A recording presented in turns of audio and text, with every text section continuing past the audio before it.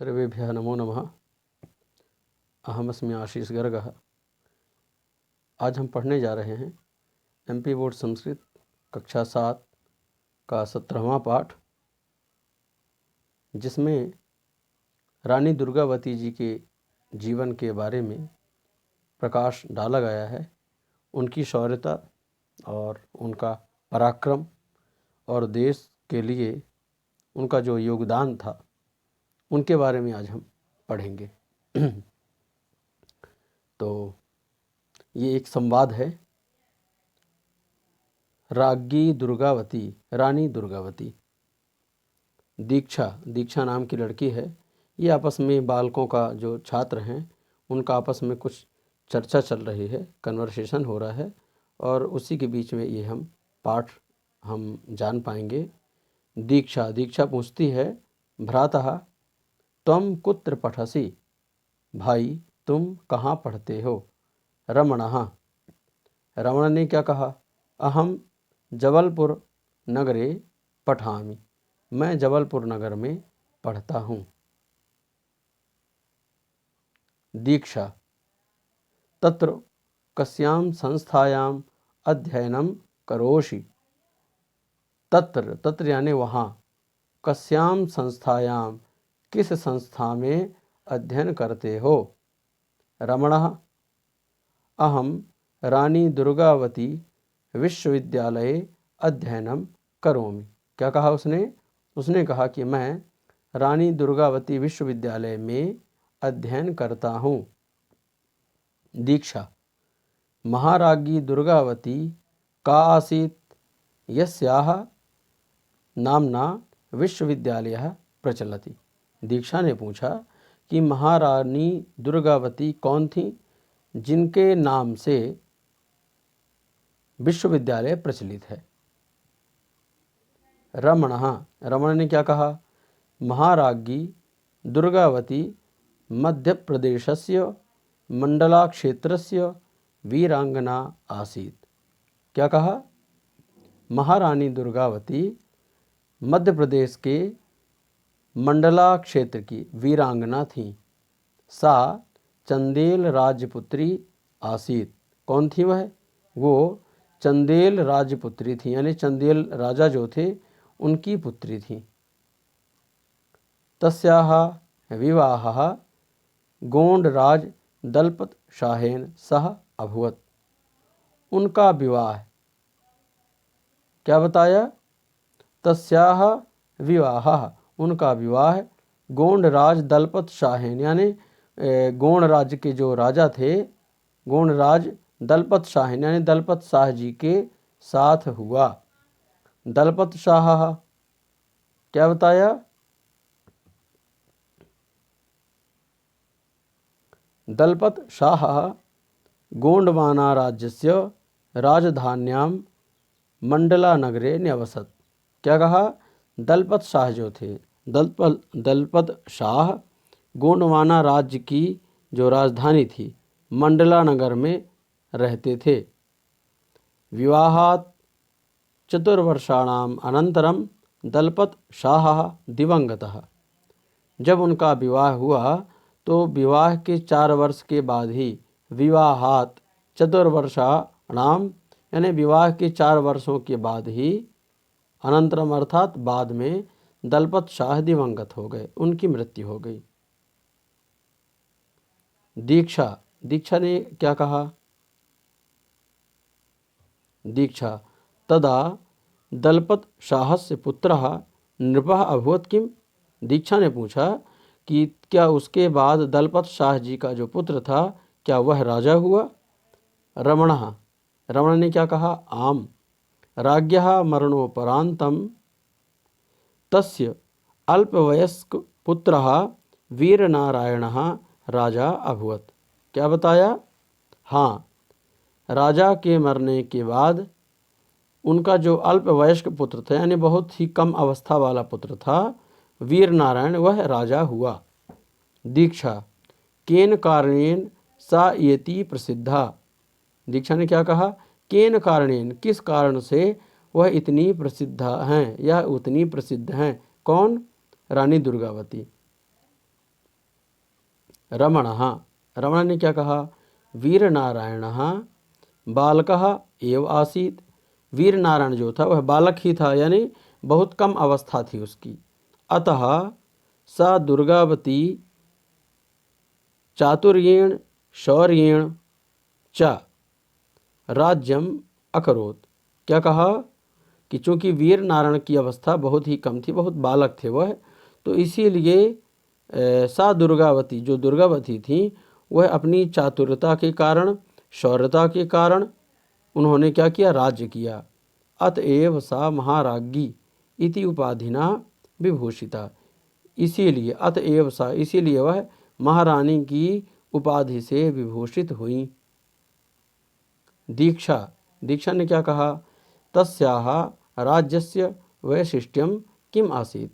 उनके राज्य की विशिष्टता क्या थी, यानी जो मुख्य बात थी, आकर्षक बात थी, प्रमुख बात थी, वह कौन सी थी। रमणः, रमण ने क्या कहा, रमण ने कहा रागी दुर्गावती धीरा वीरा च आसीत्। रानी दुर्गावती धीर वीर थी। राजकार्येषु युद्ध विद्यायाम च प्रवीणा आसीत्।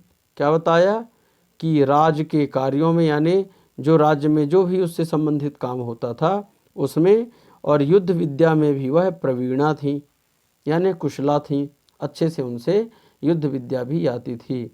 प्रजासु तस्याः पुत्रवत स्नेहः आसीत्। प्रजाओं में उनका जो स्नेह था वह कैसा था, पुत्रवत था। तो चूँकि जो राजा होता है, राजा का कर्तव्य होता है कि वह अपनी प्रजा को पुत्र के जैसे माने, पुत्रवत स्नेह करे। तो इनका भी ऐसा ही था कि प्रजाओं में प्रजा को वह अपने पुत्र के जैसा स्नेह देती थी। प्रजा अपि ताम माता इव अपश्यन। प्रजा ने भी उनको माता के जैसा ही देखा, अर्थात माता के जैसे उनका आदर किया। लोक कल्याणमेव तस्याः आदर्शः। लोक कल्याणम एव, लोक का कल्याण ही उनका आदर्श था। तस्याः राज्यकाले सर्वत्र संपन्नता आसीत्। उनके राज्यकाल में, देखिए ये बहुत बड़ी बात होती है कि जब किसी व्यक्ति के पास संसार का पूरा वैभव हो और उसके बाद वह अपने उस वैभव के दम पर और अपनी उस शक्ति के दम पर लोगों को भी सुखी रख पाए, ये बहुत बड़ी बात होती है। क्योंकि प्रायः हमने सुना है कि लोग कहते हैं कि को अस जन्मा है जग माही, प्रभुता पाए काहि मद नाहि। यानी जिस व्यक्ति के पास अगर थोड़ी सी भी प्रभुता आ जाती है, थोड़ा सा भी उसके पास धन आ गया, सम्मान आ गया, पैसा आ गया, तो फिर उसकी जो बुद्धि होती है वह बिगड़ जाती है, अर्थात वह स्वार्थ के वश में हो जाता है और लोगों को फिर वह दुखी रखता है। पर यहाँ पर ऐसा नहीं था। क्या बताया, तस्याः राज्यकाले, उनके राज्यकाल में सभी जगह संपन्नता थी, सभी लोग संपन्न थे। दीक्षा, केनापि सह तस्याः युद्धम अभवत् किम। क्या पूछा दीक्षा ने कि क्या किसी के साथ उनका युद्ध हुआ है। रमणः, आम अवश्यमेव। तस्याः राज्यस्य सुख समृद्धिम असहमानः अकबरस्य सेनापतिः आसफ खानः तस्याः उपरि आक्रमणम अकरोत्। क्या कहा, हाँ अवश्यमेव, अवश्य ही। तस्याः राज्यस्य, यानी उनके राज्य की सुख समृद्धि से असहमान, यानी सुख समृद्धि को देख करके और असहमान अर्थात उनकी जो सुख समृद्धि है उसको न सह पाने के कारण अकबर का जो सेनापति था, कौन, आसफ खान, उसने उनके ऊपर क्या कर दिया, आक्रमण कर दिया। तस्याह उपरि आक्रमणम अकरोत्, उनके ऊपर उसने आक्रमण कर दिया। सा रणचंडी भूत्वा युद्धम कृतवती। क्या बताया, वह रणचंडी के जैसे, रणचंडी किसे, जैसे हम काली को कहते हैं, यानी जो युद्ध के क्षेत्र में भी बड़ी प्रवीणा हो, तो वह रणचंडी के जैसे हो करके और युद्ध उन्होंने किया। प्रथम दिवसे विजयम च प्राप्नोत। और जब प्रथम दिन का युद्ध हुआ तो प्रथम दिवस में उन्हें विजय श्री भी प्राप्त हुई, अर्थात वह प्रथम दिवस जो है क्या हो गई, वह विजयी हो गई। दीक्षा, दीक्षा ने क्या कहा, दीक्षा तदनंतरम तदंतरम दुर्गावत्याः पूर्ण विजय अभूत किम। दीक्षा ने पूछा कि क्या उसके बाद दुर्गावती की पूरी विजय हुई। रमणः न पराजितः आसफ खानः द्वितीय दिवसे शतघ्नीनां प्रयोगं कुर्वन् प्रचंडाक्रमणम अकरोत्। क्या कहा, पराजित होकर के आसफ खान दूसरे दिवस में शतघ्नी नाम प्रयोगम कुर्वन् अर्थात तोप गोलों का प्रयोग करते हुए, तोप का प्रयोग करते हुए, शतघ्नी मतलब होता है तोप, क्योंकि जो तोप होती है उसकी जो मारक क्षमता होती है वह बहुत ही तीव्र होती है, यानी 100-100, 150-150, 200-200 लोगों को वह इकट्ठा मार सकती है। जो तोप का गोला होता है तो वह बड़ा ही शक्तिशाली होता है। तो शतघ्नी नाम प्रयोगम कुर्वन् तोपों का प्रयोग करते हुए और प्रचंड आक्रमण उसने कर दिया। तस्य प्रतिरोधे असमर्था बहवः गौण सैनिकाः हताः। उसका प्रतिरोध करने में असमर्थ, यानी वो जब ये सब चला रहा था तोप इत्यादि, तो उसका प्रतिरोध करने में असमर्थ बहुत से गौण सैनिक क्या हुए, हताहत हुए। ठीक है, अर्थात मारे गए, घायल हुए। अस्मिन् युद्धे एकः बाणः तस्याः नेत्रे द्वितीयस्य कंठे लग्नः। इस युद्ध में एक बाण उनके नेत्र में लगा, रानी दुर्गावती के, और दूसरा बाण द्वितीय च कंठे लग्नः, यहाँ पर विसर्ग संधि हो जाएगी, द्वितीय च। अब विसर्ग को श हो जाएगा तो यहाँ पर द्वितीयश्च हो गया। ठीक है, तो द्वितीयश्च कंठे लगना, दूसरा बाण कहाँ लग गया, गले में लग गया। तथापि सा युद्धम कृतवती अन्ते मृत्युम समीपम अवलोक्य स्वसम्मान रक्षायै सा स्वयमेव कृपाणघातेन प्राणान अत्यजत। क्या हुआ, तथापि सा युद्धम कृतवती, इसके बाद भी, बाणों के लगने के बाद भी उन्होंने क्या किया, युद्ध किया। और अंते मृत्युम समीपम अवलोक, और अंत समय में मृत्यु को पास में देखते हुए या पास में देखकर स्वसम्मान रक्षायै, अपने सम्मान की रक्षा के लिए, सा स्वयमेव, उन्होंने स्वयं ही कृपाण के द्वारा क्या कर लिया, अपनी मृत्यु कर ली, अर्थात कृपाण को भोंक लिया, मतलब खुद को मार लिया, है ना। कृपाण घातेन, कृपाण के घात से प्राणों को छोड़ दिया, प्राणान अत्यजत। दीक्षा इदम तो बहु कष्टकारकम। दीक्षा ने क्या कहा कि यह तो बड़ा ही कष्टकारक हुआ। इदम तो बहु कष्टकारकम। रमण ने क्या कहा, आम तस्याः बलिदानम अधुनापि जनाः स्मरन्ति। आम, हाँ, उनके बलिदान को आज भी लोग स्मरण करते हैं।